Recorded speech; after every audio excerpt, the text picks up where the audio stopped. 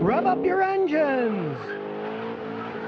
Enrico Monaco says, Scotty, did you ever think about spraying silicone in an air filter to catch more dirt? No, don't ever do that, ever.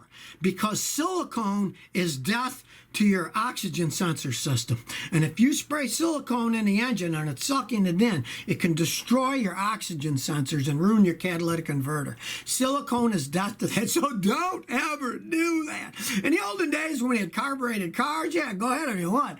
But not with modern cars with oxygen sensors and electronic math sensors. You can ruin stuff. Don't do that. That's a bad thing. Any modern car. Unless you got like 67 Rebel the guy was talking about, go right ahead then.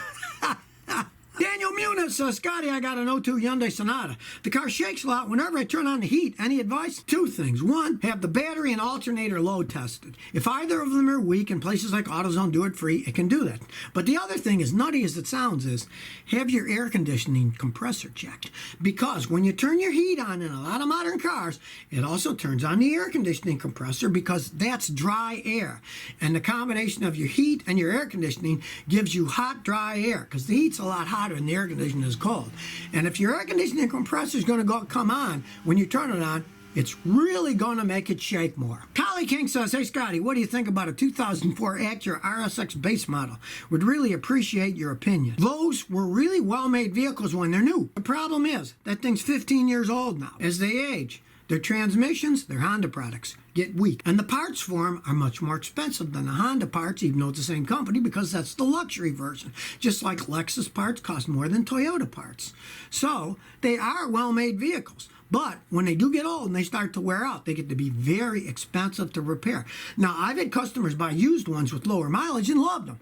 But I've also had customers buy them used with high mileage and they were nothing but money pits and they hated the cars in the long run. So that you got to think about. Ivandro Costa says, Scotty, I got a 98 Suburban K2500 with a 5.7 V8 with 150,000 miles. Love the car. I want to keep it forever. Should I replace the factory fuel pump before it goes out? Thanks. Yeah, that would be a good idea. I mean, what? It's 21 years old, and use the OEM. Don't change it. The advantage of doing that is that thing has a huge gas tank. You got to drop the gas tank. And if you run out of fuel, it's full of gas, and the pump kicks out and it won't run anymore. You got to get all that gas out, which is a pain in the butt. So now wait till it's almost out of gas, then change the fuel pump, and it's a much easier job to do.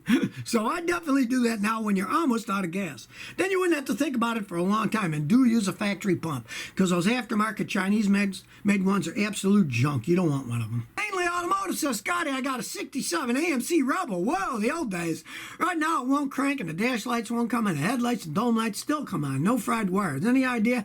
Okay, of course, you got to check the battery. Make sure you got a fully charged battery. So if the dash lights don't come on, check the ignition switch first, because it's got to send power through. And if you turn the key on, the dash lights come on, you've lost power somewhere. So start checking from the battery to the ignition switch and the ignition switch on. It could just be a bad ignition switch. Pray it's that simple. That's an old car. They're kind of cool, bizarre cars. So yeah, keep it going. It's got a short somewhere. Get under the dash there and start checking with a meter to see where power is lost. Next says, I have an '01 Mustang GT. It misfires only in gear and under load. And I have a P1132 code in bank 1. Only I have new oxygen sensors and the ECT and fuel injectors are working. Any thoughts on the fix? Under load are the hardest ones to figure out. What you want to do is find a guy like me who's got a dealer level scan tool. I have a special computer I get from a guy in Albuquerque, New Mexico who makes them. All I have to do is drive it 5 minutes and first gear to second gear at full RPM. When I come back, it gives me green, yellow, and red notifications. And then I start looking at the yellow and red and see what data is skewed. And it'll show all kinds of things. Are the cats working? Are the oxygen sensors working? You want to pay somebody at least to do that. I do it on people's cars. I charge them $100.